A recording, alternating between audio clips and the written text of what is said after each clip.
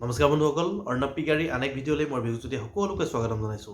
আজি আমি লিভাৰ টনিকৰ ওপৰত আলোচনা কৰিম। লিভাৰ টনিক গাহৰিৰ কাৰণে কিমান প্ৰয়োজন আৰু কেতিয়া ব্যৱহাৰ কৰিব লাগে, কিয় ব্যৱহাৰ কৰিব লাগে সেই বিষয়ে আমি বিশদভাৱে আলোচনা কৰিম। আৰু কোনটো লিভাৰ টনিক আমি দিব লাগে গাহৰিক আৰু কিমান পৰিমাণত দিব লাগে, এই আটাইখিনি কথা লৈ আমি আলোচনা কৰিম। গতিকে ভিডিঅ'টি যদি আপোনালোকৰ ভাল লাগে তেতিয়াহ'লে লাইক কৰিবলৈ নাপাহৰিব, আৰু যদিহে চেনেলটো ছাবস্ক্ৰাইব কৰা নাই ছাবস্ক্ৰাইব কৰিব, আৰু যদি কিবা বুজিবলৈ বাকী থাকে ভিডিঅ'টি চোৱাৰ পাছত তেতিয়াহ'লে কমেণ্ট কৰিব। নিশ্চয় মই আপোনালোকৰ কমেণ্টসমূহৰ ৰিপ্লাই দিম। গতিকে আহকচোন ভিডিঅ'টি আমি আৰম্ভ কৰোঁ।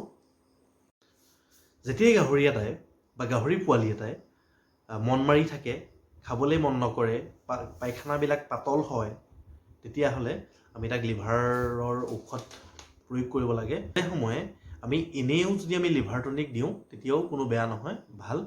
গাহৰিৰ ওজন আৰু মাংসপেশী বৃদ্ধি কৰিবৰ কাৰণে লিভাৰ টনিকৰ যথেষ্ট গুৰুত্বপূৰ্ণ ভূমিকা আছে।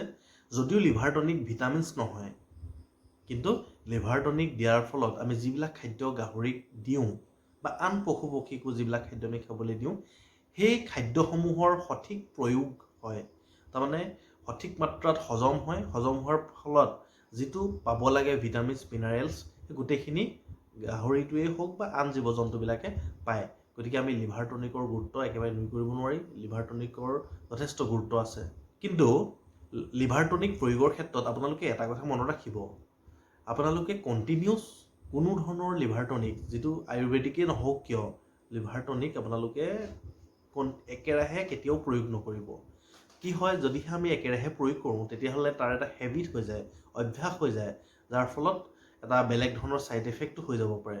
গতিকে আপোনালোকে লিভাৰ টনিকসমূহ যদিহে কণ্টিনিউ প্ৰয়োগ কৰিম বুলি ভাবিছেও, তেতিয়াহ'লে আপোনালোকে ব্ৰেক দি কৰিব। তাৰমানে এসপ্তাহ লিভাৰ টনিক ইউজ কৰিলে 10-15 দিন আকৌ কৰিব নালাগে, তাৰপিছত হয়তো ইউজ কৰিব পাৰে। তেনেধৰণে কৰিলে আপোনালোকে সুফলবিলাক পাব। এই লিভাৰ টনিকসমূহ আমি গাহৰি হওক বা আন জীৱ জন্তুৱেই হওক, আমি খালী পেটত অৰ্থাৎ পানীৰ লগত বা খাদ্যৰ লগত মিহলাই আমি খুৱাব পাৰোঁ।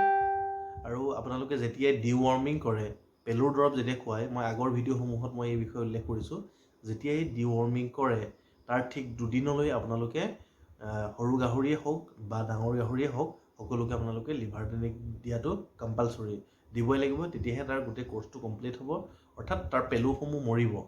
নহ'লে আপোনালোকৰ কামটোত মানে ডিৱৰ্মিঙৰ যিটো প্ৰচেছ তাত ছাকচেছ নহ'ব।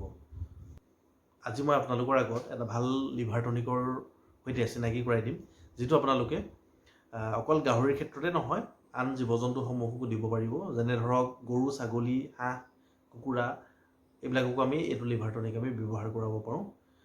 এই লিভাৰ টনিকটোৰ নাম হৈছে ব্ৰোটন। হয়তো বহুতে জানে, শুনিছে। এই লিভাৰ টনিকটো কি হয়, সকলোকে আমি ব্যৱহাৰ কৰিব পাৰোঁ। আৰু আপোনালোকে ঘৰত যদি আনি থয়, বেলেগ জীৱ জন্তু থাকে, সকলোকে আপোনালোকে দিব পাৰিব। ব্ৰোটন অকল লিভাৰ টনিকে নহয়, ই এটা গুড ছাপ্লিমেণ্ট হয়, ভাল ছাপ্লিমেণ্ট হয়, আৰু ভাল নিউট্ৰিশ্যন আছে ইয়াত। গাহৰিৰ কাৰণেতো যথেষ্ট ভাল। ই মাংস বৃদ্ধি কৰাত যথেষ্ট সহায় কৰে। ইয়াত কিছুমান মিনাৰেলছ আৰু ইষ্ট মিক্স কৰা থাকে, যিটো গাহৰিৰ কাৰণে অতিকৈ উত্তম। গতিকে আপোনালোকে ব্ৰোটন ব্যৱহাৰ কৰিব পাৰে। আৰু ইয়াক আপোনালোকে যিবিলাক ডাঙৰ গাহৰিবিলাকক প্ৰতিদিনে 30 ml আৰু সৰুবিলাকক 20 ml, পিগলেটবিলাকক 20 ml কৈ ব্যৱহাৰ কৰিব পাৰে। আৰু অৱশ্যে আপোনালোকে ভেটেৰিনেৰী ডক্টৰৰ লগত আপোনালোকে আলোচনা কৰিও ইয়াক ব্যৱহাৰ কৰিব পাৰে।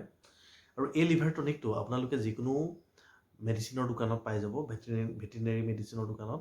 অৱশ্যে মই আপোনালোকক যদি আপোনালোকে অনলাইনত ক্ৰয় কৰে, তেতিয়াহ'লে অনলাইনত আপোনালোকে 30 to 35% পৰ্যন্ত আপোনালোকে ডিছকাউণ্টত পাব লিভাৰ টনিকটো।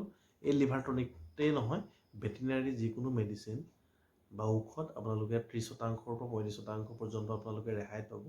মই আপোনালোকক বাৰু লিংকটো দি দিম ডেছক্ৰিপশ্যনত, আপোনালোকে তাতে গৈ চেক কৰি চাব পাৰে। বা যদিহে অহাত আপোনালোকৰ অসুবিধা হয়, ধৰি লওক ঔষধটো লাগেই আপোনাক ইমাৰ্জেঞ্চি, তেতিয়াতো আপুনি 2-3 দিন ৰ'ব নোৱাৰিব, তেতিয়াহ'লে আপোনালোকে ওচৰৰ ফাৰ্মাচীৰ পৰাই কিনিব পাৰিব। গতিকে যথেষ্ট এইটো ভাল লিভাৰ টনিক হয়, আপোনালোকে ব্যৱহাৰ কৰি চাব পাৰে। ভিডিঅ'টি আজিলৈ ইমানতে সামৰণি মাৰিছোঁ। যদিহে অলপ হ'লে ভাল লাগিল, তেতিয়াহ'লে ভিডিঅ'টি লাইক, শ্বেয়াৰ আৰু কমেণ্ট কৰিবলৈ একেবাৰে নাপাহৰিব।